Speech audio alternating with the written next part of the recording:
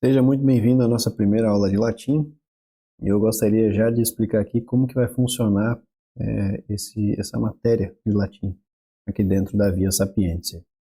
Bom, nós vemos latim de certa forma quando nós estamos trabalhando no Velho Testamento em hebraico. Sempre traduzo para o latim, então contemplo ali como que seria a tradução em latim para que possamos entender melhor. E também no Novo Testamento, quando a gente está estudando grego, também faço ali a tradução para o latim e contemplo ali também com o latim. Então, aqui na matéria, digamos assim, de latim em si, o que nós mais vamos ver vão ser orações da igreja, né, e o partes do missal, da liturgia de forma geral, bom, para enriquecer a vida de fé de vocês. E vamos iniciar aqui com o sinal da cruz, né? Em português todo mundo já sabe, né? Em nome do Pai, do Filho e do Espírito Santo. Amém. Nós vamos aprender aqui em latim, tá? A primeira coisa que eu quero que vocês reparem é que, graças a Deus, né, comparado às outras duas matérias, né, os outros dois idiomas, vocês conseguem reconhecer as letras. Olha lá, grande avanço, já imagino aí que deve ser um alívio, né, aos alunos que estão acostumados a ver tantos símbolos esquisitos, e agora pelo menos eles conseguem ver, né, letras latinas, né, alfabeto latino, que vem daqui, né, do latim em si. Então, pelo menos gera uma familiaridade, né, gera uma sensação de descanso visual, tá? Mas não se deixe enganar, pois apesar dos grafemas serem iguais, né, ou seja, a forma gráfica de se escrever, né, se escreverem as letras, os sons, alguns deles vão diferir do português, tá? Então, vamos prestar muita atenção nisso, tá? Essa primeira aula aqui eu vou tentar passar algumas regras de pronúncia. Não falarei de regras de pronúncia que não aparecem nesse texto aqui, tá? Então, conforme elas forem aparecendo, eu vou as revelando, tudo bem? Muito bem, então, vamos iniciar aqui com esta palavra, tá?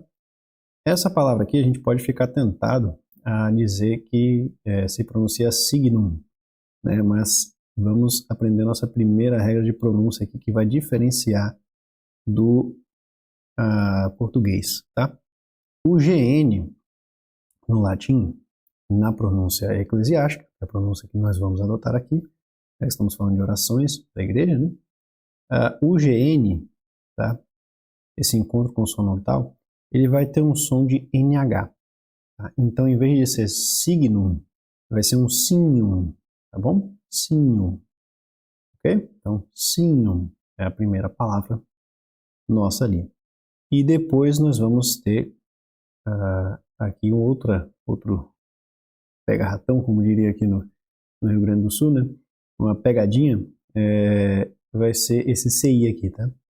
Isso aqui vai ser pronunciado, tá, como um chi, tudo bem? Então, aqui não vai ser crucis, né? Vai ser crucis, tudo bem? Porque o CI, no latim, ele vai ter essa pronúncia de chi, tá? Chi. Já adiantando que o CE, apesar de não aparecer aqui, ele também vai ser muito similar. Vai mudar para ser um che, tá bom? Então, aqui eu tenho a frase signum crucis.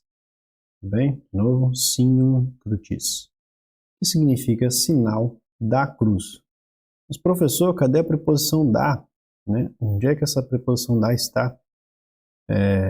Talvez lá no grego, né? A gente estava mais acostumado que, pelo menos eu tinha um artigo e na hora que ele mudava o caso, ele ficava visível, né? A gente conseguia imaginar que tinha uma preposição ali. Já que no latim não tem artigo, e aquilo que vai nos dar o da cruz está aqui no final da palavra, tá?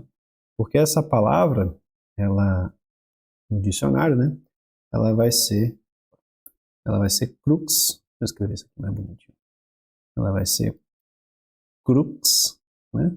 C-R-U-X, vou marcar o X aqui, e no genitivo, já explico o que é isso, vai ser crucis, né? Com IS no final. Tá? O que é esse negócio de genitivo? Genitivo, né?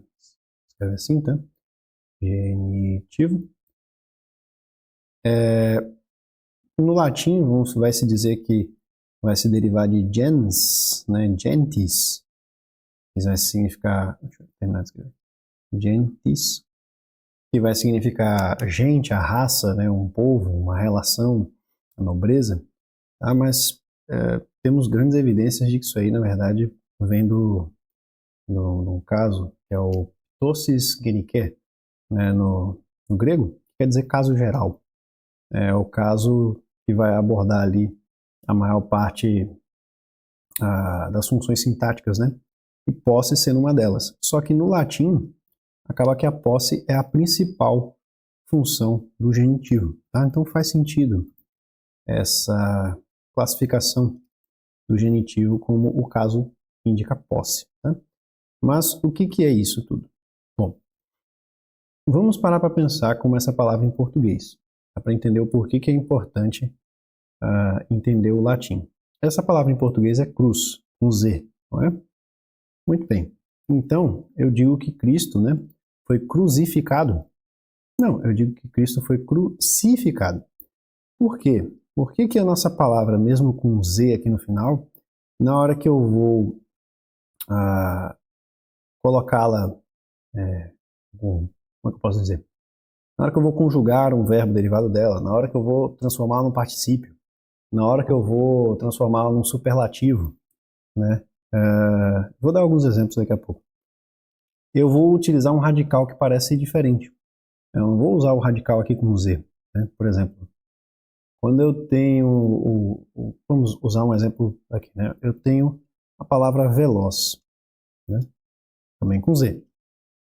Mas aí na hora que eu digo que alguém é muito veloz, né? Que ele é o mais veloz de todos, eu digo que ele é um velozíssimo? Não, eu digo que ele é um velocíssimo, né? Eu tenho um C ali, exatamente porque essa palavra vem do velox, né? Velocis, em latim. Tá? Então, os radicais latinos permanecem na nossa língua, disfarçados. Né? Por isso que saber latim e estudar latim qualifica o seu português, né? Faz com que você tenha consciência etimológica, né, das palavras que você está utilizando e possa as utilizar de forma mais correta. Tá? Então, nós conseguimos entender o parentesco. Né? Aliás, o português é uma forma, digamos assim, de latim mal falado. Né?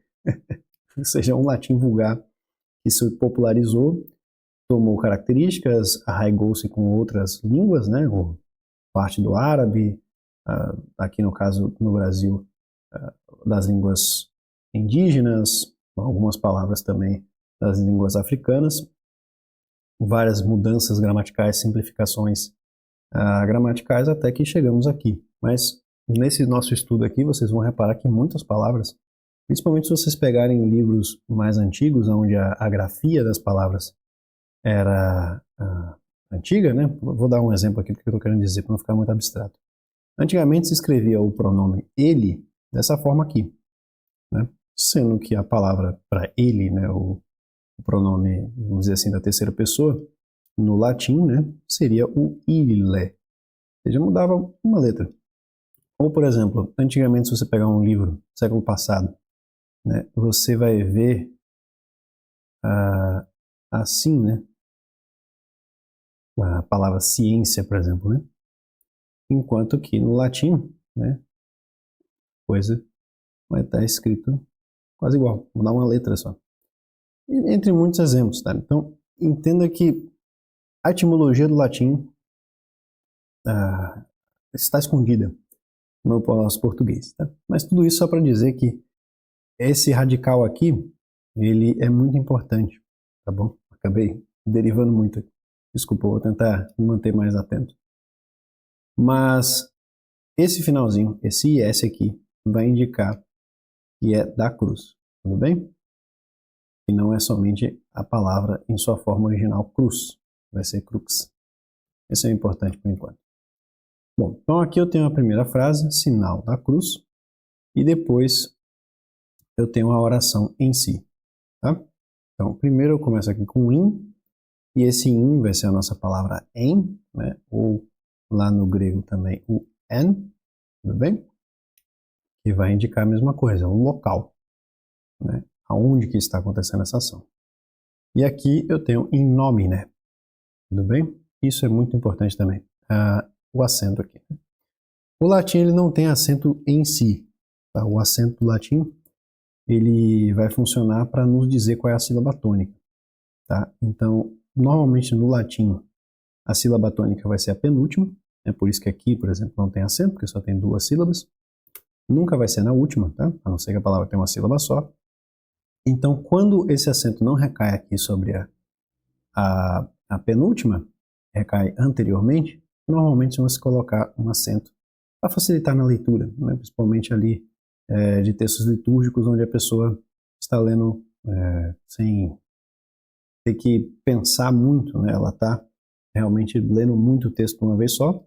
Por exemplo, num breviário, ela não vai parar para ficar analisando cada palavra, onde que está o acento, né? Então a gente já grafa normalmente no texto, tá? Então aqui o acento vai ser aqui e é in nomine, tá? Muito importante a pronúncia do M e do N da forma correta, diferenciar bem, tá? O M e do N, tá? In nomine, tudo bem? Depois eu tenho aqui patris, e o patris eu tenho esse S, igual ao crucis também de S, tá bom? E vai significar a mesma coisa, do pai, né? Então, antes eu tinha da cruz, agora eu tenho do pai. Tudo bem? Esse é o caso que a gente chama de genitivo, tá? No latim, normalmente vai indicar posse. Não se preocupe muito em memorizar tudo isso por enquanto, tá? Vamos memorizar a oração e a boa pronúncia, depois a gente vai seguindo. Depois aqui eu vou ter a palavra et. Vocês conseguem deduzir o que significa? Vai ser a palavra e, né? E aí eu vou ter aqui filii. Muito importante pronunciar os 2 is, tá? Isso é uma coisa que às vezes as pessoas erram. Porque se vocês pronunciarem só filii com um i no final, isso aqui vocês estão chamando o filho, né? Seria o que a gente vai aprender depois como vocativo. É quando você chama a pessoa, né? Então aqui seria, se eu falo só filii, eu estou falando com o filho, chamando o filho. Não estou falando que é uma coisa do filho, né? Como é o caso ali, tá bom? E aqui também, né? Olha quão similar é a nossa língua. Né? Filii, né? Isso aqui normalmente vai ser escrito assim, né? Filius, tudo bem? Então, esse LI aqui, com o us, né? Vai virar o nosso LHO, né? Filho, tudo bom? Então, bem similar ao português. Bom, então, vamos continuar aqui. In nomine Patris, et Filii, depois eu tenho et novamente, Spiritus Sancti, então aqui vai estar aqui a minha sílaba tônica, né? E esse S, eu não vou colocar espíritus, né? Vou botar só um spiritus, é só uma saída de ar, né? Um escape de ar, spiritus, né? Então, Spiritus Sancti, tudo bem? Esse Sancti aqui também é importante ser bem pronunciado, tá? Às vezes as pessoas vão engolir esse C, é comum, tá? Não é um pecado grave, mas é bom bem pronunciar, tá? As 3 coisas aqui, né? Sancti, tá bom? Então, Sancti seria o ideal. E aqui vai ser do Espírito Santo, tá? Uma coisa só, do Espírito Santo. E, por último, cuidado ao não dizer amém, né? Lembrar que a pronúncia do latim a gente vai colocar a tônica na penúltima sílaba, então vai ser amen, tá bom? Com um N no final, não com um M. Amen. Muito bem, então adiantei aqui, coloquei a tradução do lado, vamos relembrar. Signum crucis significa sinal da cruz. In nomine Patris, em nome do Pai, et Filii, lembra que são dois Is, tá? E do Filho, et Spiritus Sancti, e do Espírito Santo. Amém. Amém. Tudo bem? Então, o mais importante para a gente agora é a pronúncia. Então, o que eu quero que vocês façam é memorizem a pronúncia e o significado dessas palavras, tá? Então, vou revisar aqui a pronúncia de novo.